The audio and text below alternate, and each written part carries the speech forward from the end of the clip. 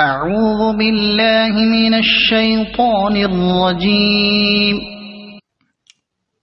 پناہ مانگتا ہوں میں اللہ کی شیطان مردود سے۔ بسم اللہ الرحمن الرحیم۔ شروع کرتا ہوں اللہ کے پاک نام سے جو بہت بڑا مہربان نہایت رحم والا ہے۔ یا ایہا الذین آمنوا استعینوا بالصبر والصلاة ان اللہ مع الصابرین ولا تقولوا لمن يقتل في سبيل الله اموات بل احياء ولكن لا تشعرون۔ اے ایمان والو، صبر اور نماز کے ساتھ مدد چاہو۔ اللہ تعالیٰ صبر والوں کا ساتھ دیتا ہے، اور اللہ کی راہ کے شہیدوں کو مردہ نہ کہو، وہ زندہ ہیں لیکن تم نہیں سمجھتے۔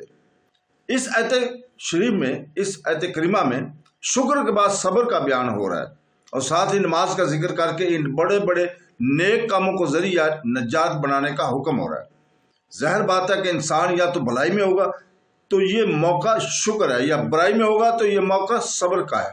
حدیث میں ہے مومن کی کیا ہی اچھی حالت ہے کہ ہر کام میں اس کے لیے سراسر بھلائی ہی بھلائی ہے، اسے راحت ملتی ہے، شکر کرتا ہے تو اجر پاتا ہے، رنج پہنچتا ہے صبر کرتا ہے تو اجر پاتا ہے۔ آیت میں اس کا بھی بیان ہو گیا کہ مصیبتوں پر تحمل کرے اور انہیں ٹالنے کا ذریعہ صبر اور صلوات، جیسے اس سے پہلے گزر چکا ہے کہ صبر اور صلوات کے ساتھ استعانت چاہو۔ یہ ہے تو ہم کام، لیکن رب کا خوف رکھنے والوں پر بہت آسان ہے۔ حدیث میں ہے کہ جب کوئی کام حضور پاک صلی اللہ علیہ وسلم کو غم میں ڈال دیتا تو آپ نماز شروع کر دیتے۔ صبر کی دو قسمیں ہیں، حرام اور گناہ کے کاموں کے ترک کرنے پر اطاعت، اور نیکی کے کاموں کے کرنے پر صبر پہلے صبر سے بڑا ہے۔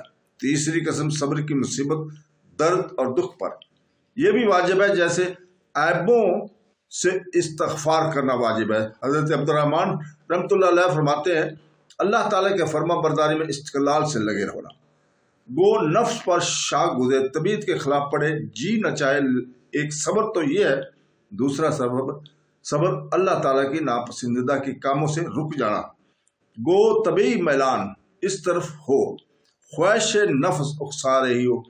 امام زین العابدین فرماتے ہیں قیامت کے دن ایک منادی ندا کرے گا کہ صبر کرنے والے کہاں ہیں؟ وہ بغیر حساب کتاب کے جنت میں چلے جائیں گے۔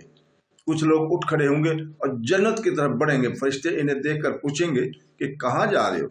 یہ کہیں گے جنت میں، تو وہ کہیں گے ابھی تو حساب بھی نہیں ہوا۔ کہیں گے ہاں، حساب سے پہلے پوچھیں گے آخر تک اس پر اور اس پر صبر کیا اور جمے رہے۔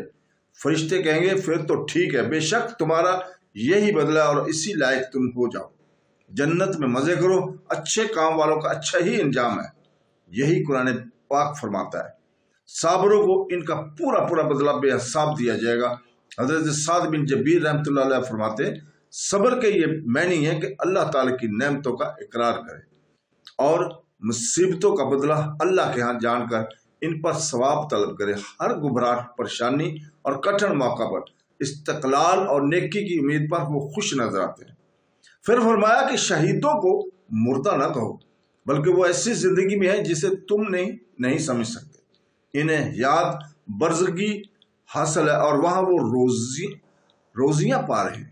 صحیح مسلم میں ہے کہ شہیدوں کی روحیں سبز رنگ کے پرندوں کی کالم میں ہیں اور جنت میں جس جگہ چاہیں چرتی اور چگتی پھرتی ہیں، پھر ان قندیلوں میں آ کر بیٹھ جاتی ہیں جو عرش کے نیچے لٹک رہی ہیں۔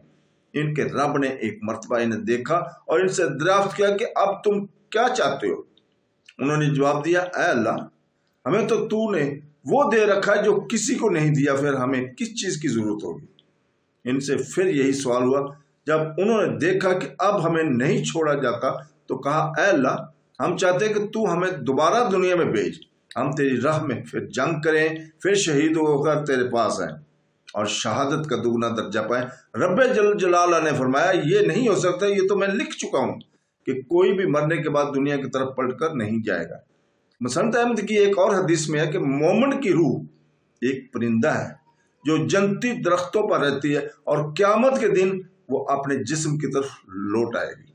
اس سے معلوم ہوتا ہے کہ ہر مومن کی روح وہاں زندہ ہے، لیکن شہیدوں کی روح کو ایک طرف تیرا کی شرافت، کرامت، عزت اور عظمت حاصل ہے۔ صدق اللہ